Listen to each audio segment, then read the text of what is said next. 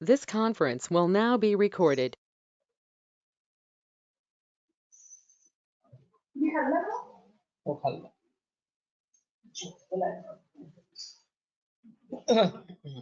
अद्य बुधवासरः अथवा सौम्यवासरः मार्गशीर्ष कृष्ण अष्टमी दिनांक 6 जानेवारी 2021 पतंजल योग सूत्र तत्प्रतिषेधार्थम एकतत्वाभ्यासः मूकं करोति वाचालं पङ्गुं लङ्घयते गिरिं यत्कृपातमहं वन्दे परमानन्दमाधवम् अपि स्वशक्त्या तपसि प्रवर्तसे शरीरमाद्यन्तरधर्मसाधनं कनिष्ठिकाधिष्ठितकालिदासो यदुक्तवान् तत्फलमत्र वक्षे उद्दिष्टमायुर्वेदस्य स्वस्थस्य स्वास्थ्यरक्षणम् आतुरे रोगमुक्तिश्च द्वयमेतत् प्रयुज्यते योगशास्त्रे घ्ना किन्तु न तस्य प्रयोजनं द्वयोर्मोक्षप्राप्तिः स्यात् योगो मोक्षप्रवर्तकः स्वास्थ्यं च रोगमुक्तिश्च मोक्षप्राप्तिस्तथैव च सम्यगध्ययनेनैव आयुर्योगस्य तद्भवेत्।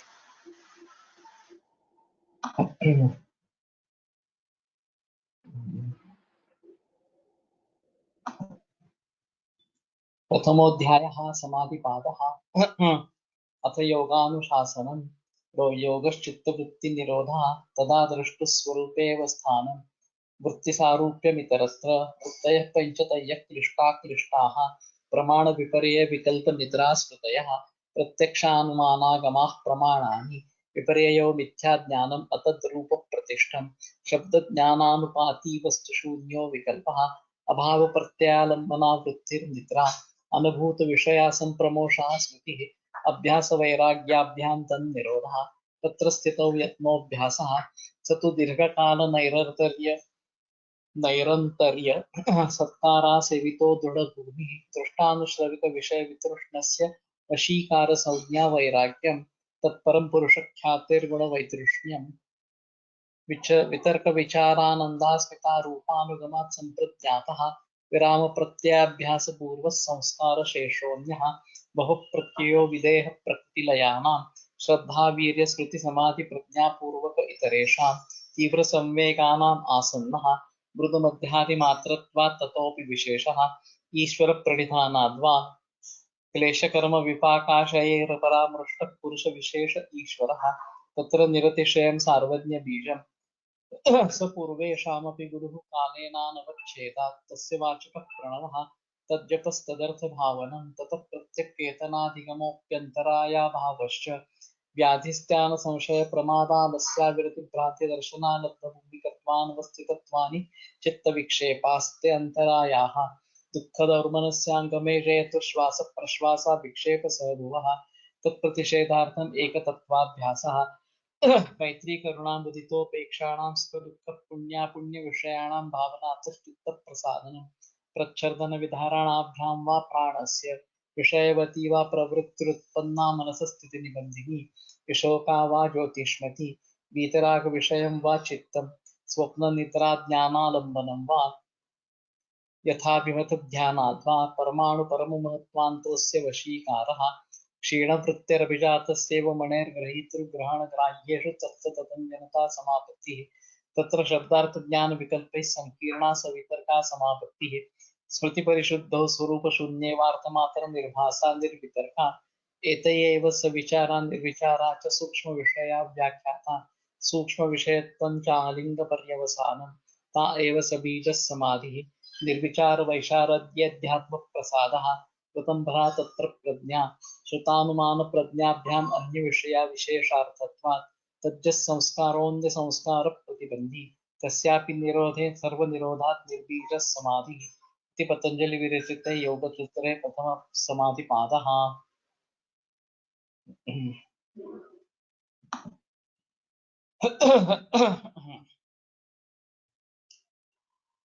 तत्प्रतिषेधार्थम् एकतत्त्वाभ्यासः अथ एकते विक्षेपाः समाधिप्रतिपक्षाः ताभ्याम् एव अभ्यासवैराग्याभ्यां निरोधव्याः। तो ये जो चित्त विक्षेप है मेरे ख्याल में सभी मराठी बोलने वाले ही है, तो मी मराठीतच स्पष्टीकरण करणे मला जास्त सोपं जाईल. तर हे जे विक्षेप आहेत समाधी प्रतिपक्ष असणारे त्यांचा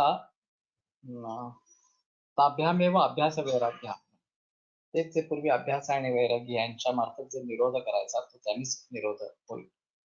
तत्र अभ्यासस्य विषयम् उपसंहरन् इदमाह तत्प्रतिषेधार्थम एकतत्वाभ्यास.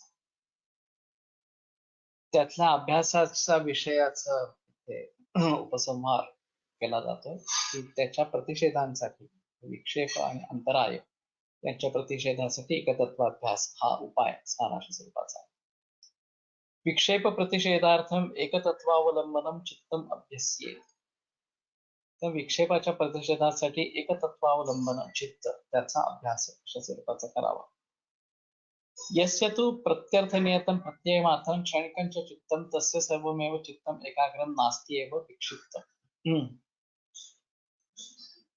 तर ज्याचं प्रत्यर्थनियत जो जो काही विषय असेल, ज्याच्या इंद्रियाशी संबंध असेल त्याच्याशी संबंध असणार प्रत्यय मात्र तो अनुभव त्यावेळेला घेणार क्षणिकंच चित्त आणि क्षणिका आहे की आता कानाने ऐकतो, मग काहीतरी बोलतोय, मग नंतर काहीतरी पाहतोय वगैरे वगैरे अशा स्वरूपाचं. तस्य सर्वमेव चित्तम एकाग्रम नास्ति एव विक्षिप्त. त्याचं चित्त हे एकाग्र नसतं तर ते विक्षिप्त असणारं अशा स्वरूपाचं असतं. यदि पुनरिदम सर्वतः प्रत्यावृत्ते एकस्मिन् अर्थे समाधीयते तदा भवति एकाग्रम इत्यतो न प्रत्यर्थनियतम्. जर ते सर्व बाजूकडून ओढून आणून एकाच अर्थावरती त्याचं आलंबन अशा स्वरूपाचं केलं तर ते एकाग्र अशा स्वरूपाचं होतं आणि मग ते प्रत्यर्थ नियत अशा स्वरूपाचं राहत नाही. योपि सदृश प्रत्यय प्रवाहेन चित्तम एकाग्रम मन्यते तस्य एकाग्रता यदि प्रवाह चित्तस्य धर्मः तदा एकं नास्ति प्रवाह चित्तं क्षणिकत्वात्. जो एक सदृश प्रत्यय प्रवाह त्यामुळे चित्त एकाग्र आहे अशा स्वरूपाचं म्हणतात. तसे एकाग्रता यदि प्रवाह चित्तस्य धर्मः, त्याची एकाग्रता ही जर त्या प्रवाह चित्ताचा धर्म असेल तदा एकम नास्ति प्रवाह चित्तं क्षणिकत्वात्. तर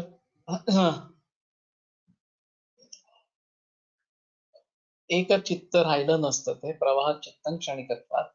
कारण ते क्षणिक असल्यामुळे प्रवाह हा वाहणारा असणारा अशा स्वरूपाचं. हे मला असं वाटतं थोडस बौद्ध दर्शनामध्ये यत क्षणिकम यत सत्तत क्षणिकम असं त्यांचं म्हणणं आहे. जी जी गोष्ट सत आहे, अस्तित्वात आहे, ती क्षणिक अशा स्वरूपाची असते. तो प्रत्यर्थ नियत प्रत्यय मात्र क्षणिकंच चित्तम, की प्रत्यर्थ नियत प्रत्यय मात्र असणारा आणि क्षणिक अशा प्रकारचं चित्त असेल तर सर्व चित्तम एकाग्रम नास्ति एव विक्षिप्तम. तर ते चित्त एकाग्र नसतं, विक्षिप्त अशा स्वरूपाचं असतं. आता सगळ्या बाजूनी चित्त काढून घेऊन एकाच अर्थावरती ते दृढ करण्याचा अशा स्वरूपाचा प्रयत्न केला तेव्हा चित्त एकाग्र अशा स्वरूपाचं होतं आणि म्हणून ते प्रत्यर्थ नियत राहत नाही. आता त्याच्यावरती आक्षेप असा की सदृश प्रवाह नित्य प्रत्यय प्रवाहेन चित्त एकाग्र मन्यते तस्य एकाग्रता यदि प्रवाह चित्तस्य धर्मः. चा प्रवाह चित्त जे आहे त्याच्या दृष्टीने, कारण ते क्षणोक्षणी नवीन नवीन निर्माण होत राहत आहे ज्ञान त्या एकाग्र त्याच्यावरती चित्त केलेलं आहे त्याचं अशा स्वरूपाचं. तर ती एकाग्रता हा त्या प्रवाह चित्ताचा धर्म आहे असं जर म्हणलं तदा एकं नास्ति प्रवाह चित्तम क्षणिकत्व. तर चित्त क्षणिक असल्यामुळे ते एकच राहणार नाही. पुढच्या क्षणाला दुसरं चित्त, त्याच्या पुढच्या क्षणाला तिसरं, आणखी पुढचं चित्त वगैरे वगैरे अशा स्वरूपाचं राहील. ते प्रवाह चित्त अशी जर संकल्पना झाली तर आता प्रवाहांशच तस्यैव प्रत्ययस्य धर्मः स एव स सर्वः सदृश प्रत्यय प्रवाही वा विसदृश प्रत्यय प्रवाही वा प्रत्यर्थ नियतत्वात् एकाग्र एव इति विक्षिप्त चित्तानुपपत्तिः. प्रवाहांशस्य एव प्रत्ययस्य धर्मः.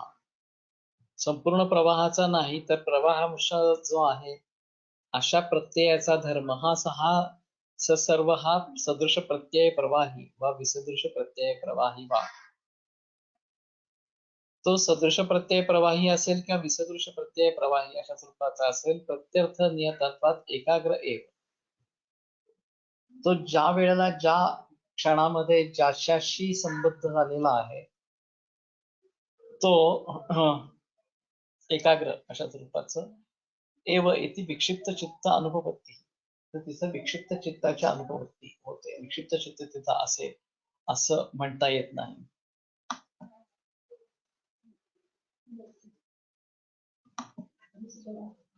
म्हणजे या चित्ताच्या विविध स्थिती आहेत का?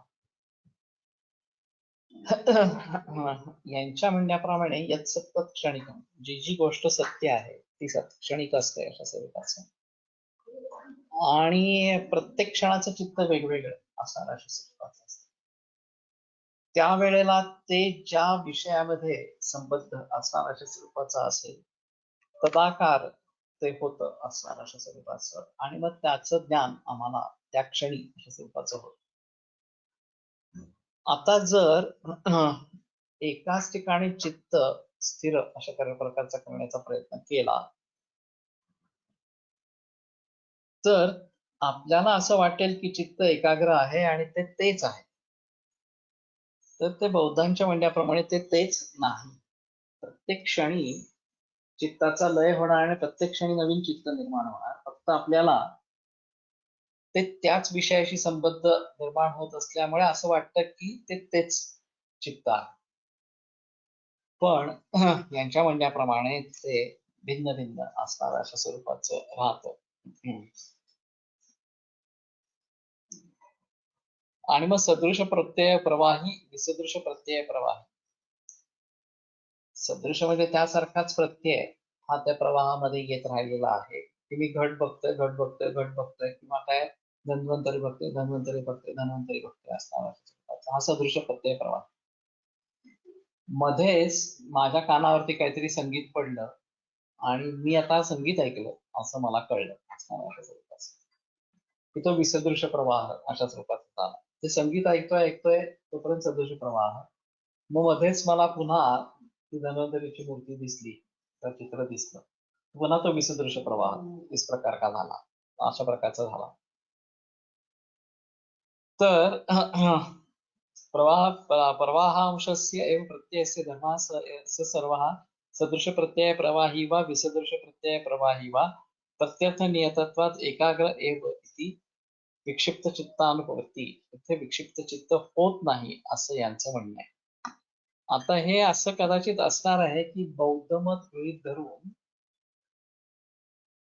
जेव्हा आम्ही एका अवलंबनावरती चित्त स्थिर करण्याचा प्रयत्न करतो तेव्हा खऱ्या अर्थाने चित्त स्थिर असतं, ते दर क्षणी बदलणार अशा स्वरूपाचं नसतं, हे सांगण्याचा हा सगळा खटाटोप असणार अशा स्वरूपाचा आहे.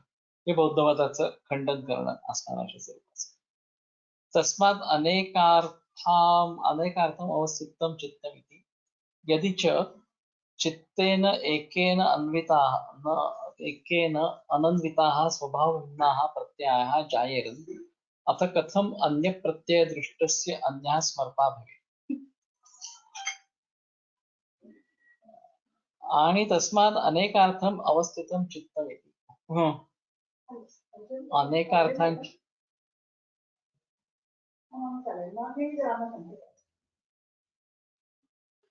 कोणाचा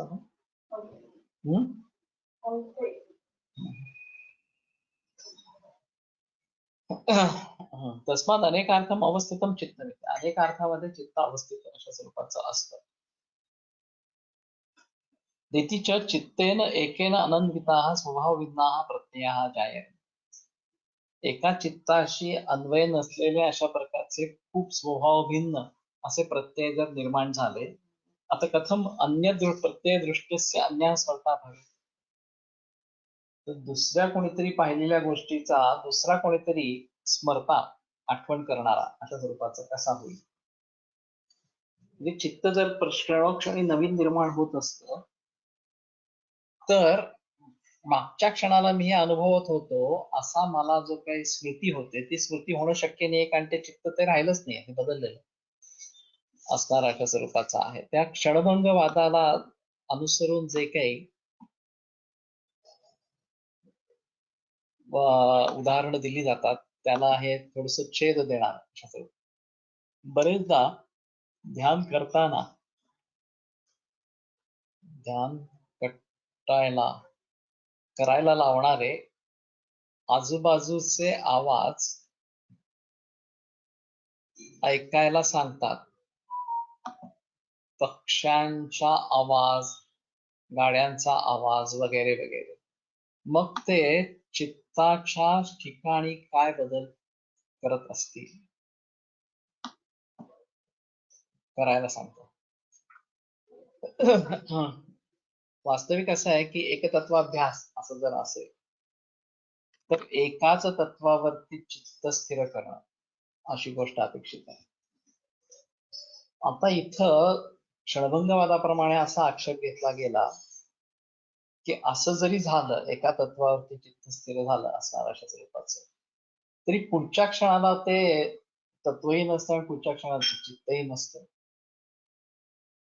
आणि पुन्हा नव्याने चित्त निर्माण होतं आणि यात सतत क्षणिकम अशा स्वरूपाचं त्याच्या पुढच्या क्षणाला पुन्हा नवीन निर्माण होतं वगैरे वगैरे असणार अशा स्वरूपाचं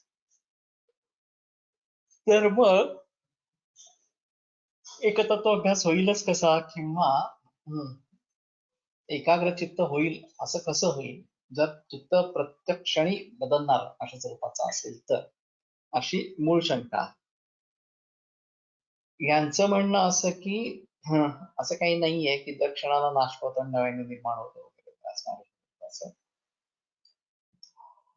ज्या एका आलंबनावरती मी लक्ष केंद्रित केलेलं आहे तेच आलंबन माझं सातत्याने चालू असेल तर एकतत्वाभ्यास घडून येतो आणि या अभ्यासाच्या योगानं हे जे विक्षेप आणि अंतराय आहेत ते दूर करता येतात असं तात्पर्य अर्थ त्याचा आहे पण मध्येच बौद्ध तत्वज्ञान डायरेक्ट साक्षात उल्लेख पण नाही केलेला की बौद्ध तत्वज्ञानाविषयी बोलतो असणार त्याचा पण क्षणिक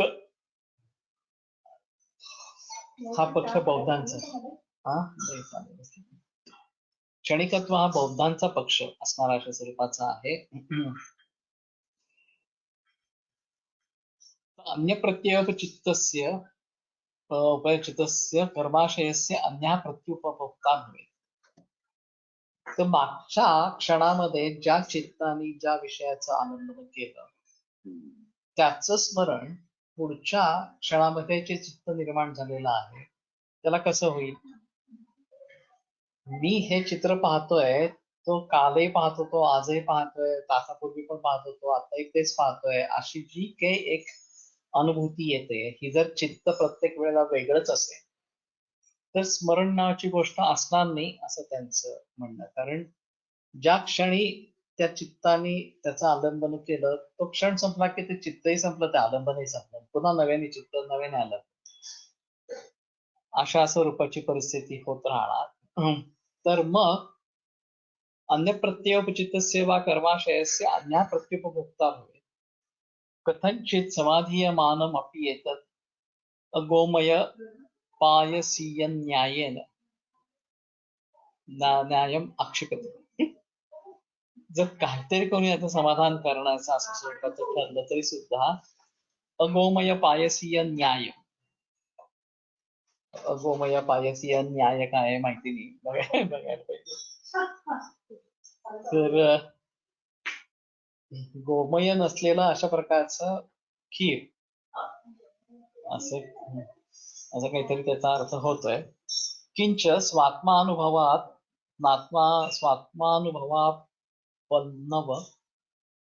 पन्नव हा चित्तस्य अन्यत्वे प्राप्नोति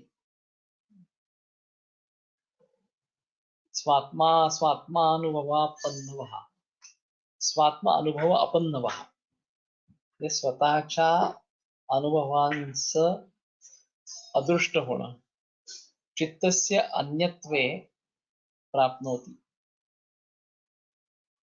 कथं यद् अहम् अद्राक्षं तत् स्पृशामि यच्च अस्प्राक्षं तत् पश्यामि अहम् इति प्रत्ययः सर्वस्य प्रत्ययस्य भेदे सति प्रत्ययिनी अभेदेन उपस्थितः। जे मैंने मी बघितलं यद् अहम् अद्राक्षं तत् स्पृशामि, त्याला मी स्पर्श करतो. नंतर यच्च अस्प्राक्षं तत् स्पृशामि, ज्याचा मी पूर्वी स्पर्श केलेला नाही त्याला मी आता स्पर्श करतो. इति प्रत्ययः सर्वस्य प्रत्ययस्य भेदे सति प्रत्ययिनी अभेदेन उपस्थितः. अशा प्रकारचा प्रत्यय सर्व प्रत्ययाचा भेद असताना सुद्धा जो प्रत्यय करणारा त्याचा प्रत्यय घेणारा आहे त्याच्यामध्ये अभेदेन उपस्थित, अभेदाने अशा स्वरूपाचा उपस्थित असतो.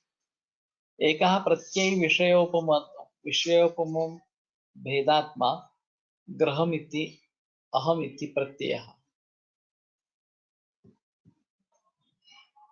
तो एक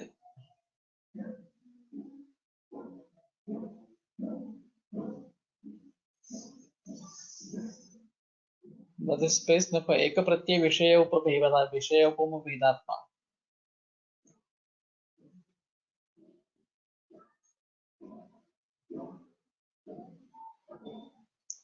अर्थ नीट लागत नाहीये. एक जो प्रत्ययी विषय त्याचा उपरम,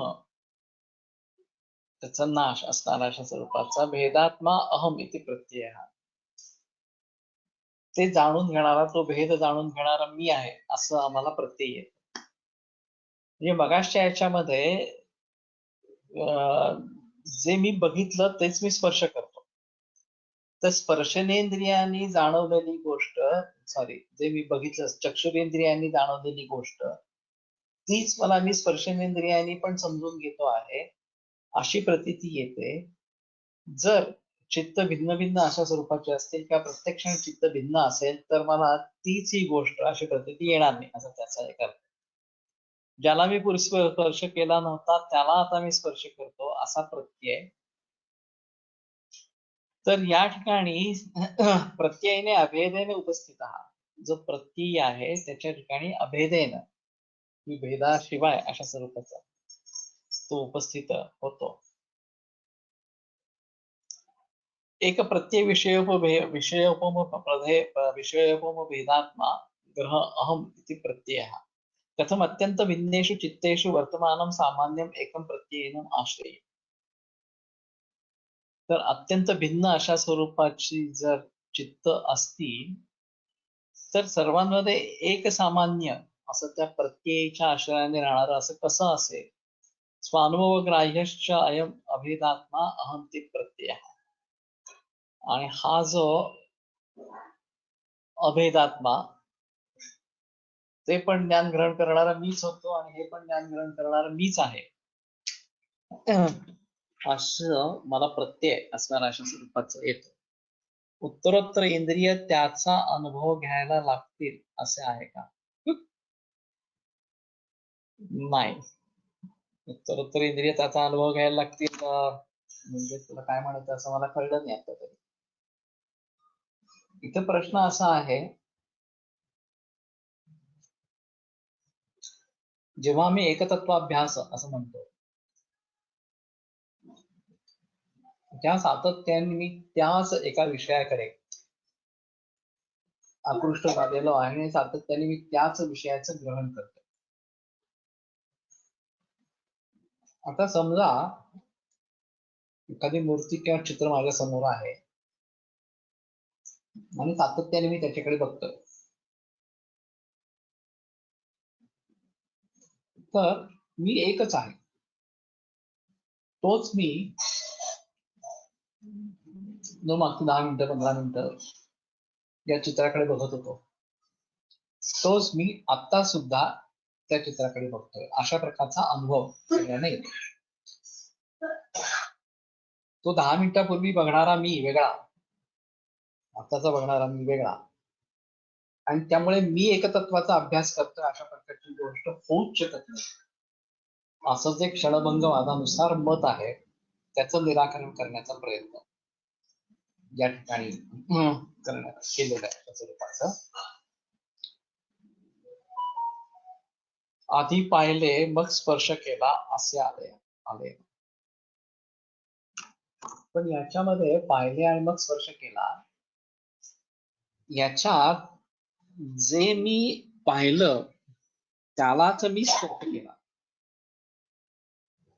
आलंबनही तेच, फक्त इंद्रिय बदललं, आणि जाणून घेणाराही तोच. मी पुस्तक पाहिलं, मी पुस्तकाला स्पर्श केला असं जर झालं तर त्याच पुस्तकाला स्पर्श केला. तर ह्याचा अर्थ मी एकच आहे, इंद्रिय बदललं आणि त्याच्यापासून उत्पन्न होणारी बुद्धी बदलली तरी विषय तोच आहे असं, किंवा मी तोच आहे, जाणून घेणारा जो आहे तो मीच आहे अशा स्वरूपाचा तो.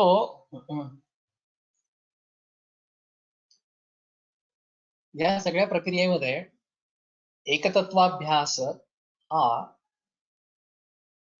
वास्तविक होतो आहे, एकतत्वाभ्यास होऊच शकत नाही असं जे बौद्धांचं मत. कारण क्षणोक्षणी सगळंच बदलतं, त्यामुळे हे काय करण्याचा संबंध असताना स्वरूपाचा काही येत नाही असं त्यांचं एकंदर मतितार्थ असं. त्याचं निराकरण करण्याचा हा सगळा प्रयत्न आहे असं आता प्राइमा फेसी जे वाटतंय ते या प्रकारचं वाटतं. क्षणभंगवाद आयुर्वेदामध्ये पण आलेला स्वरूपाचा, म्हणजे जो 16वा अध्यायामध्ये स्वभाव परमवाद आहे तिथं चक्रपाणी दत्तानी क्षणभंगवाद आणलाय असणारा अशा स्वरूपाचा. आणि त्यागात विषम हेतूनाम समानांचोपसेवनात विषमानानुबद्धंती जायन्ते धातवसना. विषम हेतूंचा त्याग केला आणि सम हेतूंचं सेवन केलं की विषमान धातूंचा अनुबंध सुटतो आणि धातू साम्य प्रस्थापित होतं. तर त्याच्यामध्ये सांगत असताना निर्मितीला कारण लागतं,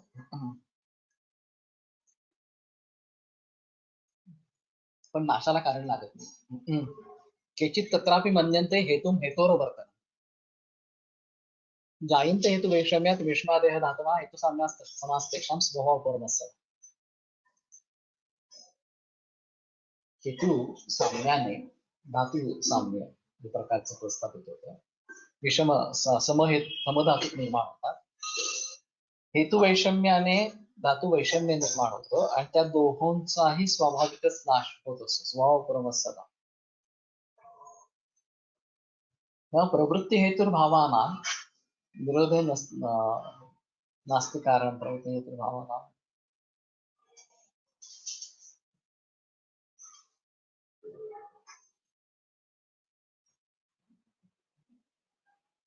श्लोक आठवत नाही. केचित तत्रापि मन्यन्ते हेतुम हेतोर वर्तना. काही जण असं म्हणतात की हेतू नसणं हे नाशाचं कारण असणार आहे, कारण तो निर्माणच होत नाही. हेतू असेल तर कार्य घडत राहणार, हेतू नसेलच तर कार्य निर्माण होणार नाही असणार आहे. ह्या सगळ्यातून पथ्यापथ्याला किती महत्व आहे हे अधोरेखित अशा स्वरूपाचं करायचंय. कारण तुम्ही थांबवा की कार्य आपोआप थांबेल, कार्य थांबवण्यासाठी वेगळं करण्याची काही गरज नाही असणार आहे.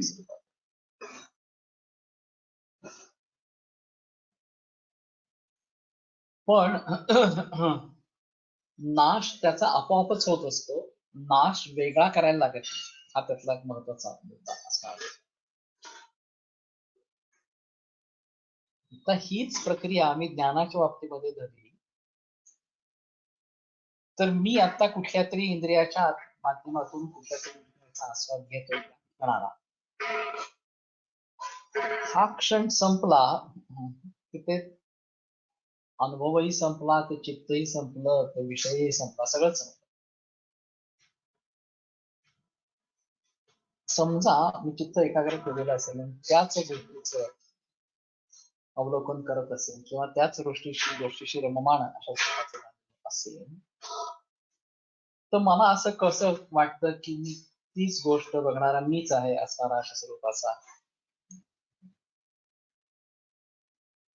तर बौद्धांचं म्हणणं असं की ते प्रत्यक्षात तसं नसतं, पण आपल्याला तसं वाटतं, कारण गोष्ट तशीच चालू आहे अशा स्वरूपाचं दिसतं. पण निर्मितीला कारण लागतं. आता ते नेमकं कारण काय असतं याच्याविषयी बौद्ध फार उहापोह करतात. समजा आता काही हेतू सेवन चालू आहे आणि त्याच्यामुळे मला काही दोष वैषम्य घडून काही लक्षणं निर्माण होत आहेत, तर मी हेतू वैषम्य थांबवलं की दोष वैषम्य निर्मितीची प्रक्रिया कमी होईल, थांबेल पुढे असणाऱ्या अशा स्वरूपाची, आणि स्वास्थ्य मला प्राप्त होईल. पण इथं ह्या प्रकाराने मी माझ्या रोगाचा नाश करतोय असा अर्थ होतो. रोगाचा नाश किंवा दोष वैषम्याचा नाश, दोष साम्याचा नाश आपोआपच होत असतो. की निरोधय कारणम तसे नास्ति नैवान्यथा क्रिया, त्याला थांबवूनही धरता येत नाही किंवा त्याला काहीतरी संस्कार करून बदलून टाकता आलंय असं पण करता येत नाही. यथाभूतच तथा भावो विपद्यते, जसा निर्माण झाला तसाच भाव नष्ट होतो. फक्त या सगळ्या प्रक्रियेमध्ये नेमकं काय कारण घडत राहिलं की तो तसाच निर्माण होत राहतो याच्याविषयीचा उहापोह असणारा स्वरूपाचा नाही. मी नेहमी धबधब्याचं एक उदाहरण द्यायचं पदार्थ विज्ञान शिकवत असताना, की धबधबा पडतोय, खाली दगड आहे असणारा स्वरूपाचा, आणि तो दगड क्षणाक्षणाने भिजत जातो, कारण त्याचं जे आउटर लेअर आहे परमाणूंचा, ते वरनं पडणाऱ्या पाण्याच्या प्रवाहामुळे हळूहळू हळूहळू विरळ होत जातं, आणि काही वर्षांनी आम्ही बघितलं तर मला असं कळेल की दगडाचा आकार लहान झाला. तर हे सिंपल लॉजिक आहे की तो दगडावरती पडतोय पाण्याचा प्रवाह, आणि हळूहळू वरचा लेअर जो आहे तो निघून जातोय असणाऱ्या स्वरूपाचा. तो निघून जातोय असं म्हणायच्या ऐवजी हे पाणी सातत्याने वरून पडतंय म्हणून पुढच्या क्षणाला निर्माण होणारा दगडाचा स्तर हा कमी जाडीचा असणारा स्वरूपाचा असेल. तो स्तर निघून गेलाय असं म्हणत नाही, निर्माण होताना कमी स्तर असलेला दगड निर्माण झाला, त्याच्या पुढच्या क्षणाला आणखीन कमी स्तर असलेला दगड निर्माण झाला, आणि असं ओव्हर अ पिरियड एक 2-4 सेंटीमीटरनी दगडाचा आकार कमी झाला असं स्वरूपाचं दिसतं.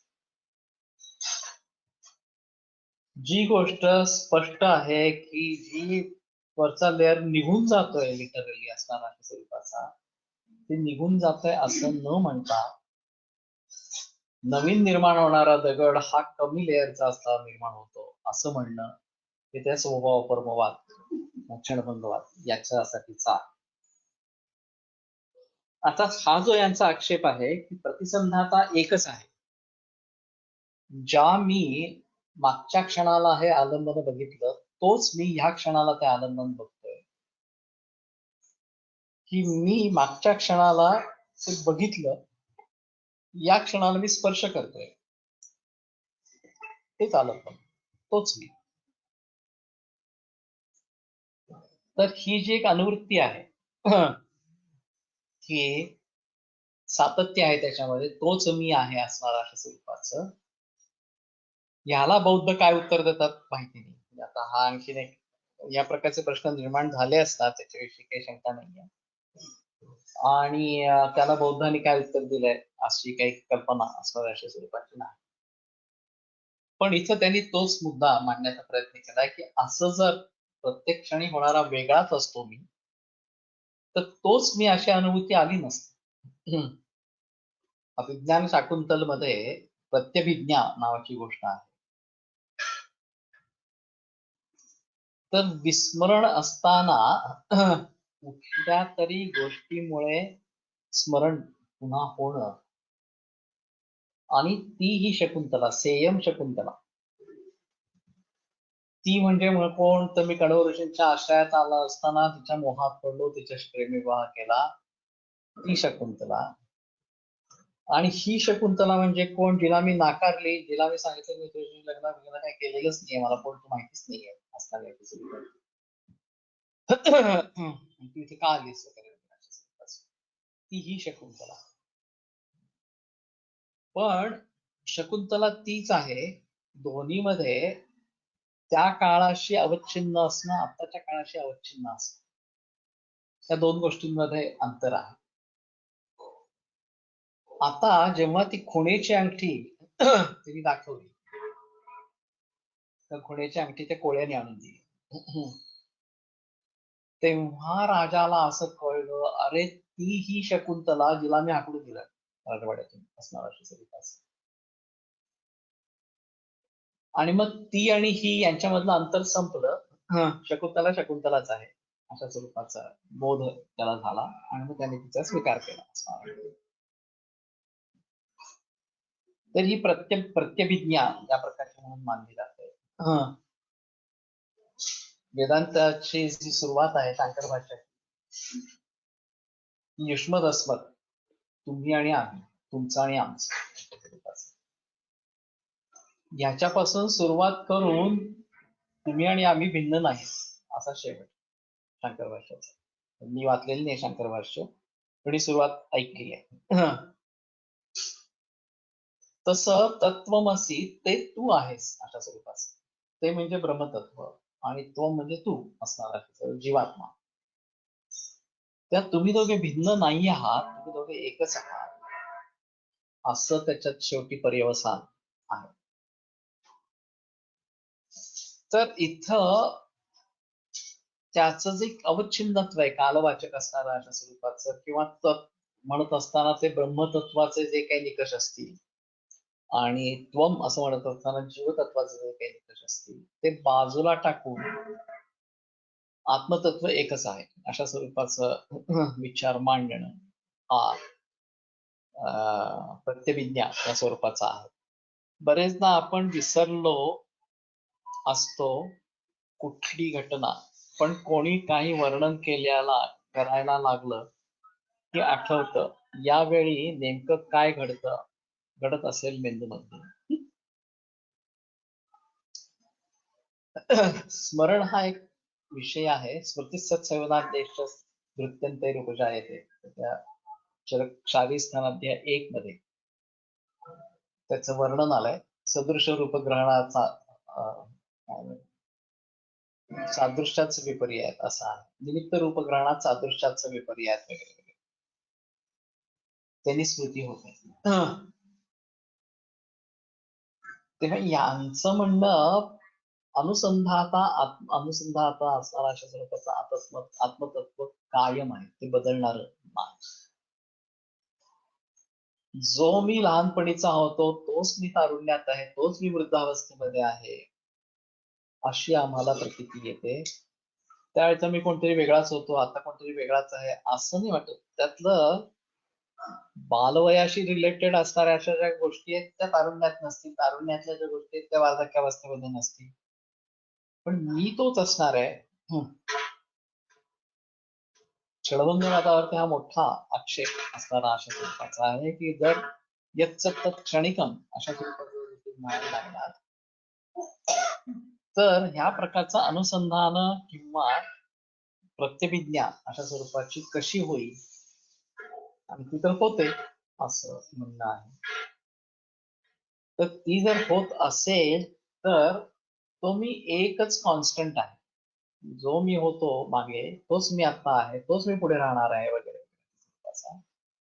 त्या मी मध्ये काही बदल असणार अशा स्वरूपाचा झालेला नाही, आणि त्यामुळे स्मृती ही होते या सगळ्या प्रकारची. मागे मी काही अनुभव घेतलेला आहे, विस्मरण झालंय, पण कोणीतरी काहीतरी आठवण करून दिली आणि मग मला असं लक्षात आलं, अरे हो मी विसरलो होतो, बरोबर आहे, असंच आहे बरं का, त्यावेळेला असं असं काहीतरी सांगितलं गेलं होतं, आपण असं काहीतरी बघितलं होतं वगैरे. ज्या अर्थी मला ती स्मृती होते त्या अर्थी त्यावेळचा मी आणि आताचा मी एकच आहे, हा त्यातला महत्वाचा मुद्दा आहे. जो क्षणिकत्व पक्षाप्रमाणे भिन्न आहे. आणि म्हणून दुसऱ्या कोणीतरी घेतलेल्या अनुभवाची मला स्मृती होते असं म्हणणं तर्कदृष्ट्या योग्य नाही, असा त्याच्यावरचा आक्षेप अशा स्वरूपाचा. स्वानुभवग्राह्यश्चायम अभेदात्मा अहमिति प्रत्यय. याच्यामध्ये अभेद नाही, मीच आहे तो मागच्या वेळचा. हा स्वानुभवग्राह्य आहे, हा आम्हाला अनुभवाने कळणार अशा स्वरूपाचा. न च प्रत्यक्षस्य महात्म्यं प्रमाणांतरेण अभिभूयते. प्रत्यक्षाचं प्रामाण्य हे दुसऱ्या कुठल्या प्रमाणाने नष्ट होतं किंवा दुसऱ्या प्रमाणाने त्याचा पराभव होतो असं नाही. प्रत्यक्ष प्रमाण आहे ते आहेच. तोच मी मागच्या क्षणी चित्र बघत होतो, तोच मी या क्षणी चित्र बघतो, हा प्रत्यक्ष अनुभव आहे. आणि कुठल्या तरी अशा प्रकारचं लॉजिक लावून आता तर मी भिन्नच आहे आणि त्याच्यामुळे मला अशा स्वरूपाचं ज्ञान होत राहतं, हे ज्ञान सुद्धा क्षणिक असणार अशा स्वरूपाचं राहतं वगैरे वगैरे, असा तो क्षणबंधुवादांचा प्रश्न आहे. प्रमाणांतरंच प्रत्यक्ष बलेनैव व्यवहारं लभते तस्मात् अनेकार्थम अवस्थितं च चित्तम. आणि प्रत्यक्ष बलावरतीच प्रमाणांतर दुसऱ्या प्रमाणांचा व्यवहार अशा स्वरूपाचा प्राप्त होतो. भल्या अनुमान असेल, उपमान असेल, शब्द असेल वगैरे. तस्मात् अनेकार्थम अवस्थितं च चित्तम. आणि म्हणून अनेक अर्थावरती अवस्थित अशा स्वरूपाचं तेच चित्त असतं. चित्त भिन्न भिन्न असतात अशा स्वरूपाची. तो विषयाचा अनुभव घेणारं चित्त वेगळं, आताचा विषयाचा अनुभव घेणारं चित्त वेगळं, पुढच्या क्षणाला असणारं चित्त वेगळं, असं जर आम्ही म्हणायला लागलो तर तेच चित्त, तोच मी, ह्या प्रकारचा अनुभव पूर्वी असा घेतला होता, आता असा घेतोय वगैरे वगैरे अशा स्वरूपाचा अनुभव आम्हाला येणार नाही. ज्या अर्थी अनुभव येतो त्या अर्थी प्रत्यक्षणी चित्त बदलणारा असतो, अनुभव बदलणारा असतो असं म्हणणे योग्य नाही, असं एकंदर आहे. मुळात मुद्दा निघाला होता तो एकतत्वाभ्यास, तत्प्रतिषेधार्थम एकतत्वाभ्यास, की हे जे काही विक्षेप आणि अंतराय आहे त्यांचा प्रतिषेध होण्यासाठी एकतत्वाचा अभ्यास करा, एकाच आलंबनावरती मन स्थिर करा. मग खऱ्या अर्थाने एकाच आलंबनावरती मन स्थिर केलं तर चित्त एकाग्र होतं का नाही होत अशी शंका क्षणभंगवादानुसार काढली. आणि जर तसं चित्त एकाग्र होत नसतं क्षणभंगवादानुसार, प्रत्यक्ष चित्त भिन्न भिन्न अशा स्वरूपाचं असतं, तर अनुवृत्तीचा अनुभव आला नसता. तोच मी आता या विषयाचा अनुभव घेतो आहे, तोच मी पुढच्या क्षणाला या विषयाचा अनुभव घेणार आहे वगैरे वगैरे असणाऱ्या अशा स्वरूपाचं जे प्रकरण आहे ते झालं नसतं. ज्या अर्थी असं होतंय त्या अर्थी चित्त एकच आहे, अनुभव ते वेगवेगळे अशा स्वरूपाचे घेत राहतं. आणि तसं असून सुद्धा त्या मागच्या अनुभवाची स्मृती ही पण राहते आणि अनुभव घेणारा मीच आहे ही अनुवृत्ती किंवा ही गोष्ट पण तशीच अशा स्वरूपाची राहते. ठीक आहे, जरा पचवायला थोडस जड आहे, पण क्षणभंगवाद पचवायला जास्त जड आहे याच्यापेक्षा. तर मला आता असं वाटतंय की आपण इथं थांबूया आणि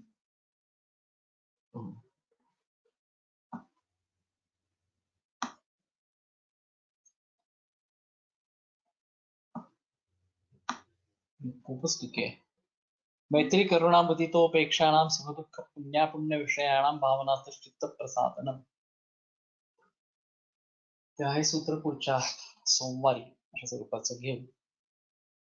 एकंदर परिस्थिती अशी आहे की जसं आपण समजण्याचा प्रयत्न करू तसं असं लक्षात येईल की ज्या गोष्टी आपल्या इंद्रियांच्या पर अशा स्वरूपाच्या आहेत त्या गोष्टी इंद्रियांच्या माध्यमातून काही प्रमाणामध्ये आणि पुढे जाऊन इंद्रिय पण सोडून देऊन समजून घेण्याचा प्रयत्न करणं असा हा उद्योग आहे. आणि त्याचं खऱ्या अर्थाने स्वरूप समजणं ही गोष्ट खूप अवघड असणार आहे अशा स्वरूपाची आहे. त्या मागच्या वेळेला मी सांगितलं तसं पतंजलींनी हे कसं काय लिहिलं असेल,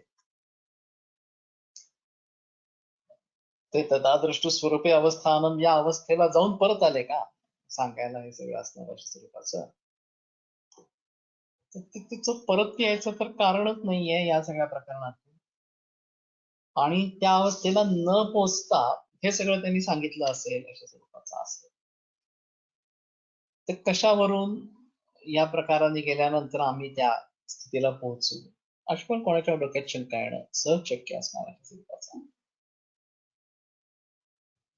पण त्यांचं म्हणणं असं आहे की नाही, तुम्ही याच्यावरती विश्वास ठेवा आणि त्याप्रमाणे आचरण करत राहा, अनुभव घेत राहा, तर तुम्हाला त्या अवस्थेला नक्की पोचता येईल अशा स्वरूपाचं. ठीक आहे, मला असं वाटतंय की इथे थांबूया आणि सोमवारी पुन्हा एकदा याच्याविषयी बोलूया. योगेन चित्तस्य पदेन वाचां बलं शरीरस्य च वैद्यकेन योपाकरोत्तं प्रवरं मुनीनां पतञ्जलिं प्राञ्जलिरानतोऽस्मि. विरम्यते व्याख्यानव्यापारः सोमवासरे